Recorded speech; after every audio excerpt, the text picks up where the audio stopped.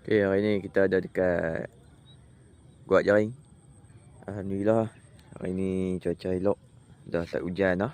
Tak tahu lah, kok petang lagi dia buat air kan. Tahu tak tahu. Dah 5 hari macam tu lah, hujan je sampai banjir pun.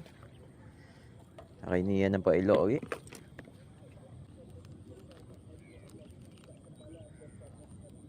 Samak. Aduh. Samak.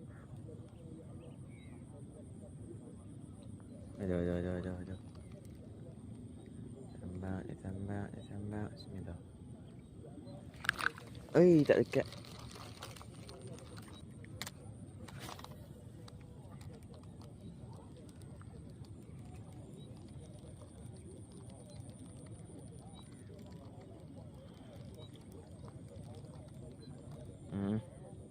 Kecil tu.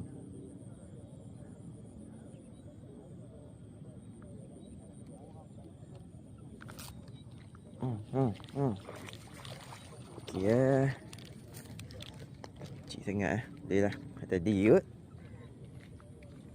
Sesi macam tadi je ni.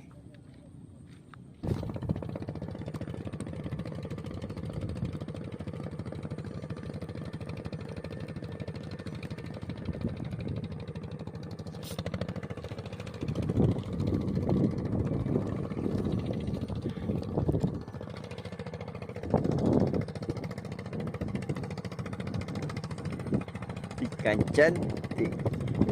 Cantik ikan tu. Okay ni. Pagi ni lihat dalam 1, 2, 3, 4, 5, 6 ekor. 7 ekor. Sesi macam ni lah. Okay, katuk. Hari ni ramai orang lalu tadi. Dia pun tak try pun. Tapi kalau elok lah, kalau kita nampak hari ni ayak naik tinggi lah. Biar apa try dulu lah. Sebab hari ni kalau kata ayak naik tinggi, sekarang memang banyak lah main celah rumput lah. Tapi hari ni memang jarang. Betul-betul pun kadang-kadang ada yang duduk mengai, duduk casting bawah. Tapi kalau macam aku ni, aku dah tahu dah kat sini memang kalau kata ayak naik lah, memang banyak lah orang kat ni.